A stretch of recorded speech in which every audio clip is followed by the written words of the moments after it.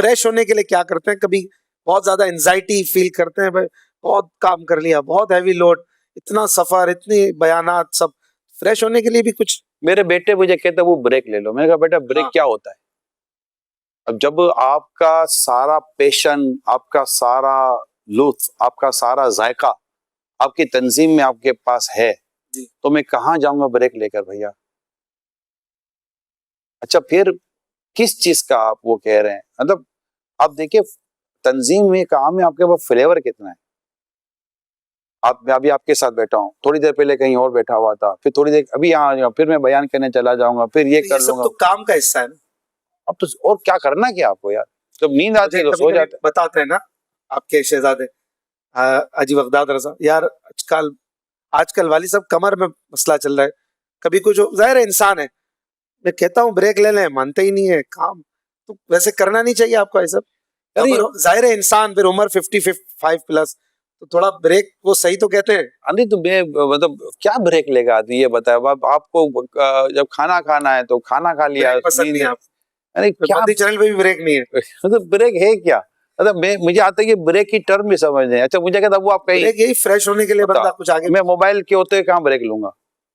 चलिए बता दे। Airplane mode नहीं, तुम राब्ते कोई नहीं कर सकेगा, बात कोई नहीं कर सकेगा, मशवरे में लोग लेते हैं ना, ऐसा भी करते नहीं तो कैसे होगा? Dawat Islami never slip. हाजी अशफाक, वाह, दावत इस्लामी चलानी है तो ये खोलना नेवर स्लिप।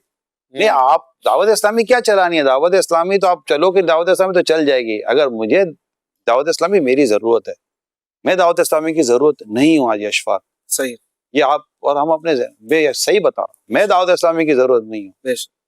दावत इस्लामी मेरी जरूरत है, और दावत इस्लामी एक नेमत है, और मुझे अल्लाह इस नेमत के कदर करने की तौफीक अता फरमाए।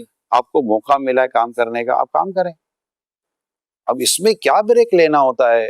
मतलब कि आप मुझे तारीख बता दे चले बुजुर्गों की, या जो हम सीरतें पढ़ते हैं, वो क्या ब्रेक होता था ये बता। इसको ये टर्म आज की हमने बनाई हुई है। अच्छा, लुत्फ, अब आते हैं उस पर, मैं रियलिटी पर आता हूँ। इमाम गजाली रहमतुल्लाह ताला ने इस पर बाब बांधा है, दिल को करार दिया करो, दिल को सुकून दिया करो। यानी बुजुर्गान दीन में ऐसे गुजरे हैं कि उलमा गुजरे हैं जो पढ़ाते थे, तो फिर जब शाम को होती थी तो कहते इधर उधर की बातें करो, ताकि तुम्हारा दिल भी राहत पाए।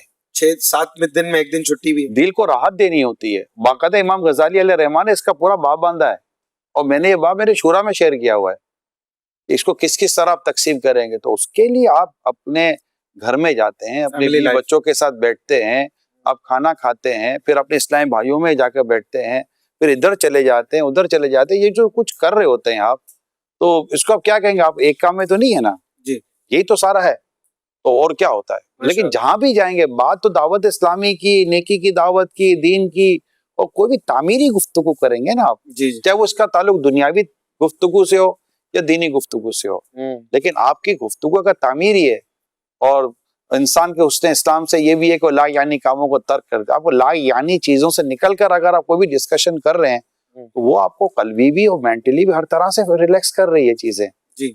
ये मैं कहना चाह रहा हूँ। उसमें कहीं ना कहीं स्पेस डेफिनेट मौजूद है जी, लेकिन अब उसको मैं डिस्कस नहीं करना चाहता। किसी ने कहा ना कि मेरी जिंदगी का मकसद तेरे दिन की सरफराजी, अल्लाह करे ऐसा हो जाए हमारा।